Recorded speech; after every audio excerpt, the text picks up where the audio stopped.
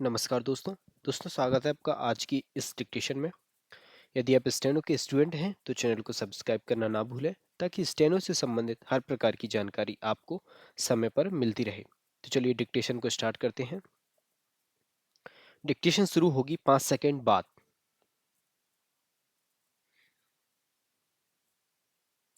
अध्यक्ष महोदय, यह जो विधेयक हमारे सामने विचार के लिए आया है, मैं उसका स्वागत करता हूँ। मैं निवेदन करना चाहता हूँ कि इसे स्वीकार कर लिया जाए। कुछ माननीय सदस्य चीनी उद्योग को ऐसा मानकर चल रहे हैं कि यह हमें दूध देने वाली एक गाय है। मैं यह जानना चाहता हूँ कि वेतन बोर्ड की जो मुख्य सिफारिश है उसे स्वीकार क्यों नहीं किया जा रहा है। मैं यह भी पूछना चाहता हूँ कि चीनी उद्योग के जिन मालिकों ने इसकी सिफारिश को लागू नहीं किया है, क्या सरकार ऐसा कोई कानून बनाएगी कि उनको कड़े से कड़ा दंड दिया जाए।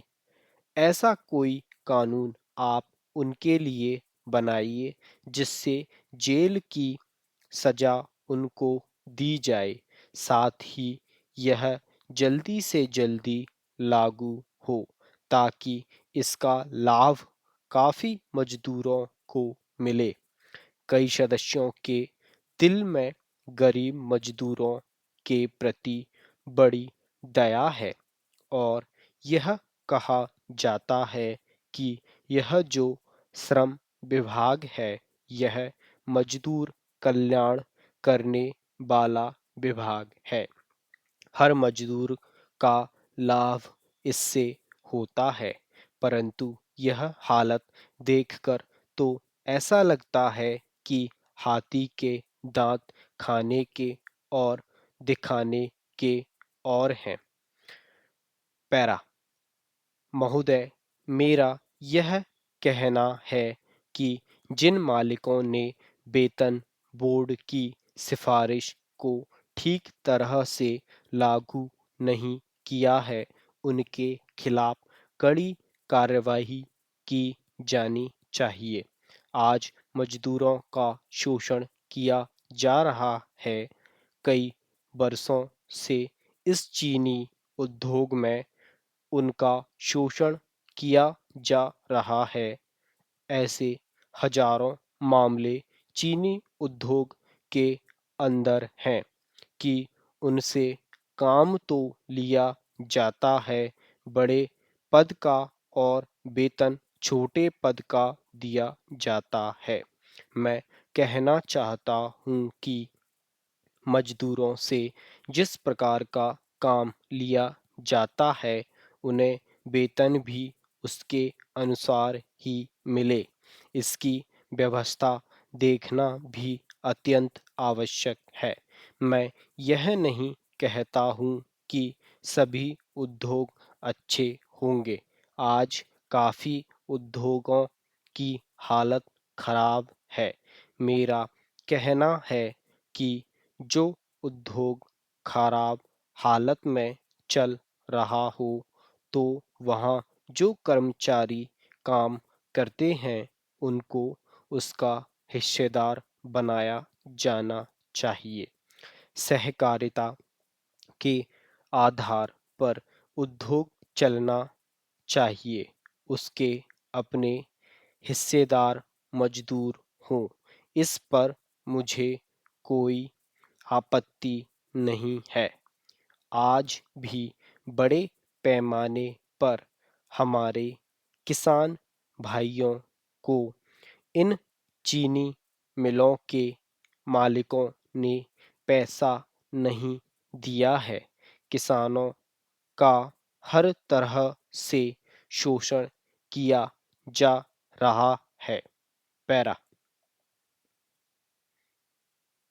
सभापति महोदय, मैं इस सदन में एक महत्वपूर्ण विषय पर चर्चा करना चाहता हूँ। मेरे सभी माननीय सदस्य इस बात से अच्छी प्रकार परिचित हैं कि आज देश की सामान्य दशा ठीक नहीं है।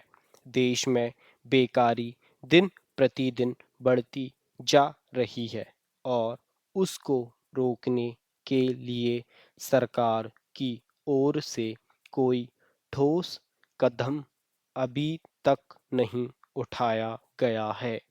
वैसे भी सरकार के सामने इस अवसर पर कई समस्याएं हैं, जिस कारण वह बेकारी को दूर करने के कार्यक्रम पर कोई ध्यान नहीं दे पा रही है।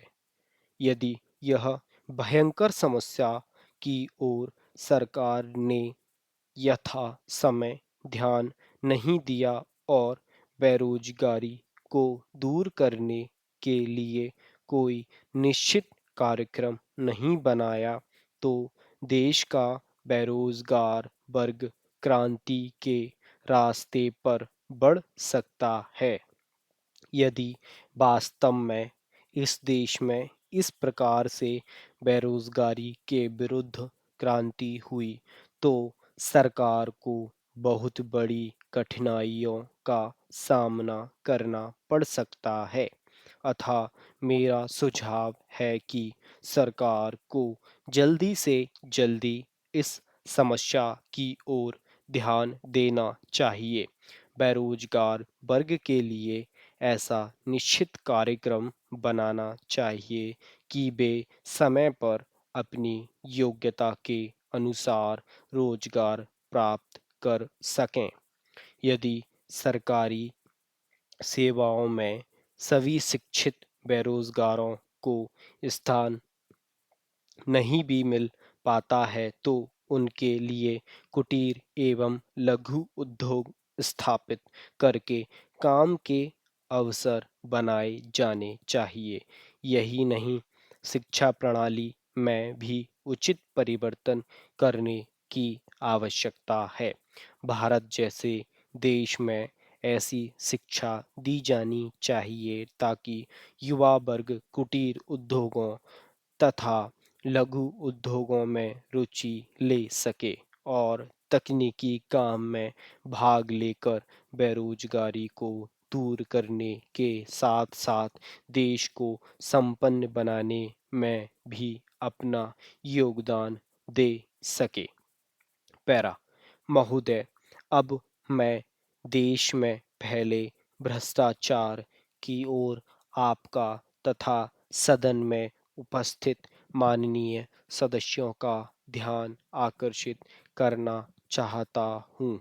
आप सभी सदस्यों को मालूम ही है कि आवश्यक वस्तुओं के मूल्यों में लगातार वृद्धि होती जा रही है।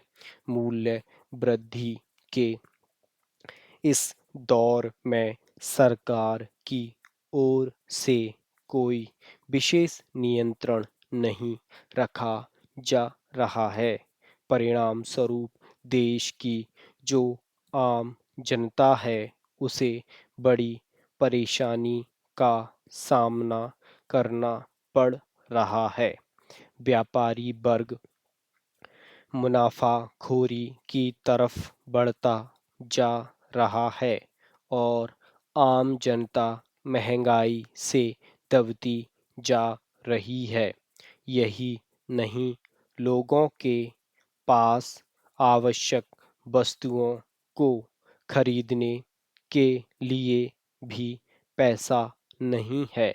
गरीब लोग अनाज के अभाव में भूखे मर रहे हैं। स्टॉप। दोस्तों, डिक्टेशन सुनने में अच्छी लगी हो तो डिक्टेशन को लाइक और चैनल को सब्सक्राइब करना ना भूलें, ताकि स्टेनो से संबंधित हर प्रकार की जानकारी आपको टाइम पर मिलती रहे। दोस्तों, आपको किस एग्ज़ाम के लिए डिक्टेशन चाहिए, उसके लिए आप कमेंट कर सकते हैं। किस स्पीड में चाहिए वो भी आप कमेंट करके मुझे बता सकते हैं। धन्यवाद।